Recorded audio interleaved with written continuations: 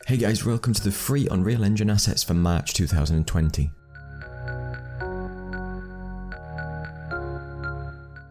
So the first one is the Agility Pack Time and Space, and this is a selection of blueprint based specific abilities that you can put, which are a component based system, to integrate for different improvements for slowing down time, freezing time, reversing time, doing a speed force, invisibility, dash, recall and teleport. The next one is the Android native goodies, and this is a selection of Android specific features which helps you get to grips with specific native things that go along in app development, whether that's to be able to show native UIs like dialogues, dates and timers, show progress bar, create push notifications, take screenshots, show device information, enable and disable the flashlight, just common things that you would do that will allow you to easily integrate specific features within your application. The next one is the FPS Assault Pack, and it's specifically 2 assault rifles, animations and FX, and includes 10 meshes, which includes a set of arms,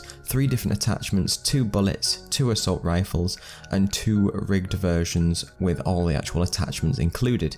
And these firearms are between 16,000 and 19,000 triangles, and most of it is up to 4K resolution in textures. The next one is the Phoenix Animation Pack 3, and it includes 17 animations for the epic skeleton, and this is specific 17 different animations for specific idols swimming on the surface or in the water, using a keyboard, sitting down, accessing devices, using a handheld touch device. And so the next one is the Ultimate ArcViz Kit, and this is a selection of built-in blueprints which have 4 different types of options that are available to specifically change materials, colours, meshes and decals within a scene. It allows you to transform, hide the objects, or save and load and delete different profiles to actually integrate different design purposes. It includes doors, a fly-through camera, a list of controls and UI buttons, and a lot more to make an interactable scene. So last but not least is the Linty version 2, which is completely free for the entire